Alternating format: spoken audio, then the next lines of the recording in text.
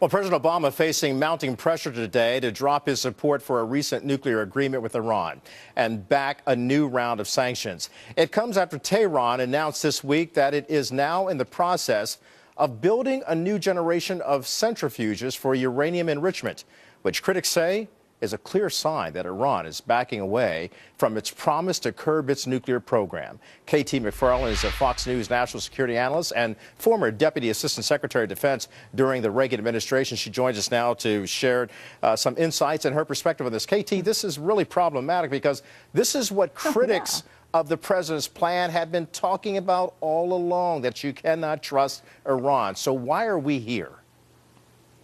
You know, this is just so incredible, Kelly. For the last decade, the United States, Republicans, Democrats, Congress, presidents, and even the United Nations have had a deal on the table. And here was the deal. We would drop economic sanctions. The Iranians would stop their nuclear program. Now, what does the deal seem to be now? Well, we're dropping the sanctions. In fact, the economy in Iran is starting to boom. But are the Iranians stopping their nuclear program? No. And what we've seen in the last week, they're not only not stopping, they're ramping it up. So the question now becomes, is this a deal that's even worth having? I don't think so. Ramping it up, and as you recall, KT, the Israeli Prime Minister Benjamin Netanyahu had warned of this situation. He said if you start easing the sanctions or even giving the perception that you would be going lightly on the sanctions, that people would be standing in line waiting to build Iran's economic base and reward them with helping them build their nuclear program. So what happens now? How does the United States turn it back? Well, here's the problem. I'm not sure we can turn it back. Netanyahu was absolutely right. The Iranian Stock Exchange, for example, in the last month is going up 133%. We haven't even lifted those sanctions officially. Just the mere suggestion we're going to lift them has meant that companies and countries are lining up to do business with Iran. So Iran is on the verge of having a huge economic boom. So what does the United States do now? Sure, Congress should pass legislation to say if Iran does not go along with what they've promised to do, sanctions should be reimposed. It's going to be hard, though, to reimpose those sanctions. It's going to be really hard to get that toothpaste back in the tube. Yeah, but what the United States should do in addition, I was just going to say, you know, to your point, though, when you go back to the president's Friday press conference news conference before going on his vacation to Hawaii, he was talking about, hey, we haven't removed sanctions. Sanctions are still on the table. They're still effective. That was his argument. But how effective is that argument when you see that Iran is kind of thumbing its nose in the face of the president?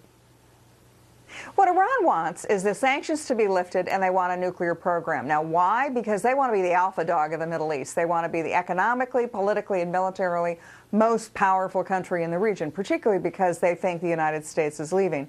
Now, President Obama may have said, look, we haven't eased sanctions, but in fact we have. And there's already evidence to that. It's come out in a number of reports, including the United Nations has even talked about it. What the United States should do now, though, is first of all repair our relations with the allies in the region, with Israel, with the Saudis. Assure them that they do not need to get nuclear weapons of their own. We don't want a nuclear arms race in the Middle East.